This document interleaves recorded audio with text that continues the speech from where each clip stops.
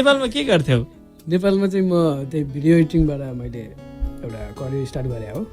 टेस्लाको टोपी लगाइराखेको छु नि, बिजुली दाई भनेर चिन्नुहुन्छ नेपालमा चाहिँ लोकेश ओली। जुन हामीले बिजुली गाडी भनेर इन्ट्रोड्युस गराइरहनु भएको थियो, उहाँसँगै काम गर्थ्यो भनेर भिडियोग्राफी, भिडियो बनाउने, एडिटिङ गर्ने काम गर्थ्यो। भिडियो खिच्ने, अब एडिटिङ गर्नेदेखि लिएर सबै कामहरू, फोटो खिच्ने। भनेपछि हामीले हेरिराखेको भिडियो जापानमा बसेर हेरेको सायद तिमीले पनि बनाएको हुनुपर्छ। धेरै नै छन् भनौँ। कति वर्ष काम गर्यो त्यहाँ चाहिँ? लोकेश सरसँग मैले लगभग 5-6 वर्ष काम गरेँ। 5 वर्षै गर्यो। त्यो इलेक्ट्रिक गाडीको विषयमा मान्छेलाई एउटा नलेज पनि थिएन। त्यो स्कोप कस्तो छ त? यहाँ जापानमा त त्यति धेरै बिजुली गाडीहरू त अब अहिले हाइब्रिड सिस्टम आइराखेको छ। बिजुली गाडीले स्थान लिन सक्ला त पेट्रोल गाडीहरू? पेट्रोलको पुरै लेला भन्न चाहिँ म अहिले चाहिँ तत्काल त त्यो सम्भव छैन, किनभने सरकारको तर्फबाटदेखि लिएर सबै कुराबाटै साथ हुनुपर्छ। फेरि नेपाल जस्तो भौगोलिक विविधता भएको देशमा चाहिँ गाह्रै छ कि। जापानको मोस्टली फ्ल्याट छ नि त होइन, जस्तो मोस्टली फ्ल्याटमा यो एक चार्जमा 300 किलोमिटर दिन्छ जापानको बाटोमा भने, त्यही गाडी नेपालमा लग्यो भने 200 किलोमिटर मात्रै दिन्छ। अब कहिले जाम पर्दैन, त्यही जाम खाइदिरहन्छ, जाममा बढी खान्छ। ट्याक्सको अवस्था के छ? इभी गाडीको चाहिँ कस्तो थियो भने पहिलाको कन्सेप्ट चाहिँ जम्मा त्यही 20-22-23% थियो होला सायद मात्र। त्यो बिजुली गाडी पनि त्यत्रो एसयुभी मोडलमा आउँदो रहेछ, दिँदो रहेछ भन्ने कुरा मान्छेको दिमाग जान थाल्यो नि त अलिकति। हामीलाई चाहिँ प्रमोसनलाई सहिले चाहिँ के भयो भन्छ भने, हाम्रो अर्थमन्त्री चाहिँ त्यति बेला डाक्टर युवराज खतिवडा हुनुहुन्थ्यो क्या। उहाँले चाहिँ एकैचोटि भत्तै बढाइदिनु भयो क्या त्यो पर्सेन्ट चाहिँ।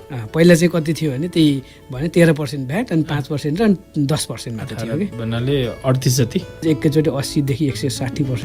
240% कर भन्दा त 100% अथवा 160 त कम त कमै हो, तर पनि 10 लाखमा पाउने इन्डियामा पाउने गाडी नेपालमा 55-60 लाख पर्छ गाडी जुन इभी छ। त्यो नेपालमा त 30 देखि 40 लाखको अराउन्डमा आउँथ्यो भने, चाइनाको साङ्घाई अनि गुन्जाउ कुन ठाउँहरूमा सर जाँदाखेरि भिडियो पनि लिएर आउनु भएको थियो, खिचेर ल्याउनु भएको थियो। म एडिट गर्दाखेरि चाहिँ हेर्दै त्यहाँ टोटल जुन पब्लिक भेहिकलहरू छ त्यो अराउन्ड द सिटी सबै इलेक्ट्रिक छ कि। फेरि धेरै समस्याहरू जस्तै चाइनामा पनि आग लागि हुनेदेखि लिएर ब्याट्रीमा समस्या आइदिने भन्ने आइरहेको छ नि, त्यो चाहिँ के हुनसक्छ त? सबसे बढी एक्सिडेन्ट आग लागि भने चाहिँ हाइब्रिड गाडीमा छ। डिटेलली बुझ्ने भने चाहिँ इलेक्ट्रिक भनेको नयाँ टेक्नोलोजी हो, सो कारण अलिकति एडाप्ट गर्नु थोरै टाइम लाग्छ। भनेपछि त्यही त सरकारमै आखिरी जोएर जोडिन्छ क्या, जताबाट पनि जे कुरा पनि जाँदाखेरि सरकारमै जोडिन्छ होइन। गाडीको मात्रै बनाउँथ्यो कि अरू पनि बनाउने गर्थ्यो? अरू चाहिँ हाम्रो ओलिज स्टोर जुन चाहिँ नेपालको ओलिज स्टोर, उहाँको आफ्नै स्टोरहरू। ओके, नेपालको भनेपछि आज हाम्रो त लोकेश ओलीजीको धेरै चर्चा जापानको मिडियामा भइराखेको छ। उहाँलाई पनि यो भिडियो पक्कै पठाउनु पर्छ। यदि उहाँ जापान आउनु भने यही रेडियो कार्यक्रम ल्याएर पनि उहाँलाई इन्टरभ्यू लिनु मन लाग्यो।